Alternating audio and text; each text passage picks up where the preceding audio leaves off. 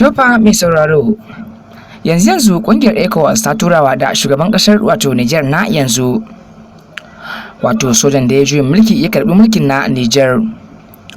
kan cewa ya gaggawar sauka daga mulki ya maidawa wanda ya karba a hannunsa ko kuma mataki ya biyo baya. A wani bangaren kuma nan again wato shugaban kasar America shi ma ya turo takarda kan cewa yana bada umarni kan cewa shi wannan soja ya gaggawa sauka ya bawa wato Muhammad Bazoum mulkin sa. To mai sauraro, kan labarin ku saurara daga wannan channel nan mai albarka mai suna Tushen Hausa 24. Kan labarin ku saurara kafin cikakken batun, dan Allah ga sanarwa ta musamman daga wannan channel nan mai albarka. To mai sauraro, dan Allah idan ka san cewa wannan shine zuwan ka na farko ko kuma in ce ziyarar ka na farko kan wannan channel nan mai albarka mai suna Tushen Hausa 24, ka samu hannunka mai albarka ka danna mana alamar ta subscribe,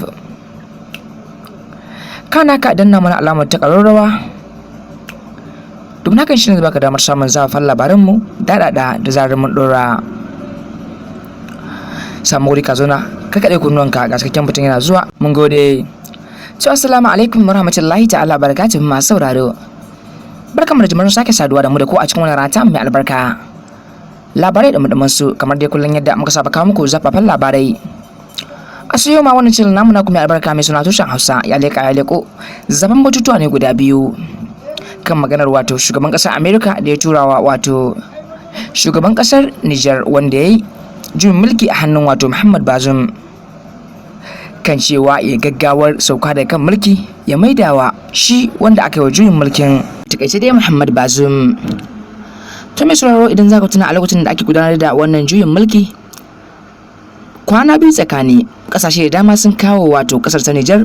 tallafi don ganin cewa sun taimaki wannan bawan Allah ya koma kan kujerarsa ta mulki. A yanzu ne kuma muka samu labarin cewa ƙungiyar ECOWAS ta duniya, wato ƙungiya kamar dai ƙungiyar kare haƙƙin ɗan adam ko kuma ƙungiya wadda take ɗaukar hukunci akan kowane shugaban ƙasa a duniya baki ɗaya, ita ce ta tura wa sojojin kasar na Niger kan cewa su yi maza sauka da kan mulki su maidawa wato shi wannan bawan Allah Muhammad Bazoum wanda aka yi masa juyin mulki akan wasu abubuwa da suka faru tsakaninsa da Faransa. To mai sauraro, hakan ya kasance ne bayan wasu 'yan ƙananan hujjoji da wato kasar ta Faransa ta bayyana kan cewa ya yi yunkurin wato canja kuɗaɗe su daina amfani da sunansa na Faransan, da kuma batun lokacin da za a buɗe refinery a Najeriya ya fara magana da Hausa bai yi da yarensu na Faransa ba.